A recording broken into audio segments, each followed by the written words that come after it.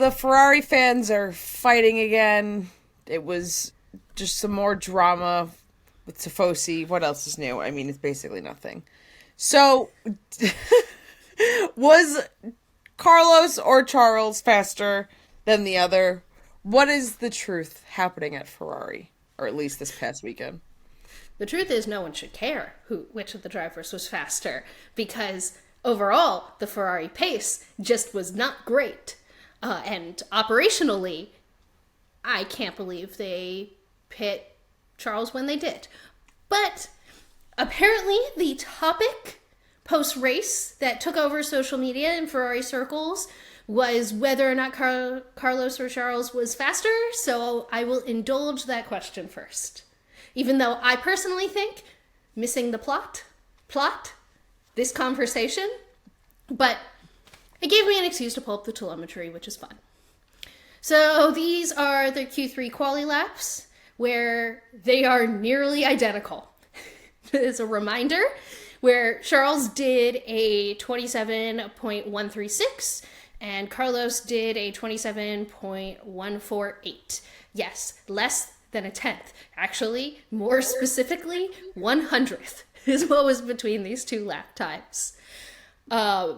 And I love looking at telemetry data because you can really see the driver make decisions over the course of a lap.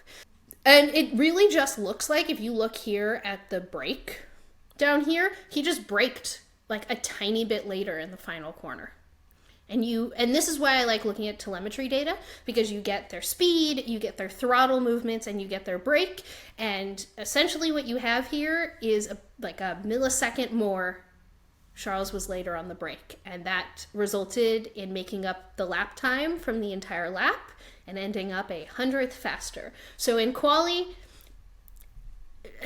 they were the same. But I also like looking at the fun little map where you can see the red is Leclerc and the white is Sainz. And I don't know, they're pretty well distributed through the lap because they did nearly identical quali lap times. I don't know what to tell you. I'm going to go through one more faster. Everyone. Yeah, I'm going to go through one more piece of data here, and it's basically just going to say they were the same, which is going to be fun. And that's their race pace. Now, because they pit Charles so early, looking at their second and Charles's third stint is really not comparable. They were on hards, at a small overlapping time, but Leclerc's were so old at that point. Basically, I couldn't get something comparable except for their first stint. And as a reminder, Leclerc's first stint was 19 laps and Carlos's was 29, I believe. Basically, their average lap times in the first stint were separated by 0.02 of a second. So Leclerc averaged over those 19 laps 33.340 seconds, and Carlos averaged over those 29 laps 33.342. So it's the 0.02 was the difference. But they're faster than Checo. They were both faster than Checo over this stint. Slower than Lewis and the McLarens. I guess if I was going to come in here and you were like, oh, who was faster? I would say Carlos, because he was able to average the same pace as Leclerc over 20 plus laps. And Charles, it was only 19, but the team robbed Charles of being able to show that he could do that. So who knows? They were doing the same pace. Stop fighting. It's the same. That's the answer. Stop arguing. Yeah. The bigger thing to look at here is, why were you so slow that you were slower than the McLarens and Lewis? And, why do you continue to make bad operations decisions? I think if we all want to yell about something with Ferrari, so normally I come in here every post-race week and I'm like, why can't Ferrari split the strategy? So I am going to sit here and be really proud that Ferrari split their strategy this week. Did something different. Right. They were able to treat their drivers differently. Now I'm going to flame the Ferrari race operations team for a different reason than we do every week. But I did first want to commend them for trying and understanding that they can split strategies, and that was really big. Now, what I don't understand is in race, no one thought that the softs were going to perform the way they did, or the mediums even were going to perform the way they did. Pirelli came in and said the fastest way to do this race was a medium hard one-stopper, and it was pretty even with a two-stopper that was a medium hard medium or a medium hard soft. The reality is George Russell started the race on a soft tire. Yeah. And it didn't fall off.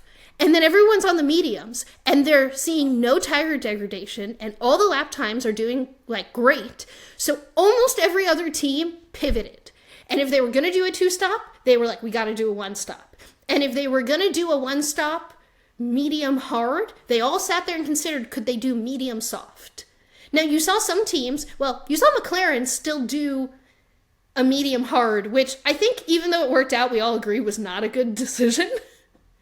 If they did medium soft, they might have been able to, like, go at least try attack Max up front instead of just defending from Lewis. But got too nervous. They were probably just like, let's just stay where we are. Let's do whatever we can to just stay here. Yeah, it could have gone really bad. They were lucky that it worked out. Ferrari saw all the same data everyone else was seeing, and you know what they did? They were unable in race to change their mind. Because looking at the lap times, there was no signs. There was no sign in lap time that they needed to pit Charles there. Pit now with hearts. So if you're not seeing any tire drop off, and of course they have so much more data than I'm looking at in retrospect, and they're also having to make these decisions on the fly. So I don't want to make it seem like I would have been able to make a better decision. Maybe they're not. Maybe Ferrari is not looking at whatever you're looking at. I'm just comparing them to the other teams who all said after the race, yeah, we changed our plans mid-race because we weren't expecting the tires to be able to go as long as they did. And then we saw that they were able to do that, and we saw what George Russell was doing on the softs, so we changed our plans. Ferrari didn't change their plans. So whether you're a Leclerc fan or a Carlos Sainz fan, can we all yell about that? Because, and like yes, there was a safety car. Like, that's gonna screw with things and, like, performance. But the decision-making and the overall lap times here are a bigger issue than whether or not your driver did 0.002 of a second a lap better than the other one. Like, I don't care which one of the drivers are faster, because neither of them can get on a podium right now. Well, we are talking about Ferrari, so all of this does feel very on brand, that we're arguing about the wrong things, and also made decision but made it wrong. But, I mean, I'm happy you made a decision, Ferrari. No, they split strategies. That's it. They split strategies. And in some ways that is a win. And in some ways it's not. Thank you for listening to this highlight from episode 25 of Gridwalk. Don't forget to like and subscribe for a bunch more F1 videos. Also, you made it this far in this video. Why not watch the rest of the podcast? You can click here for the full thing. Ready? Click, click, click, click, click, click, click.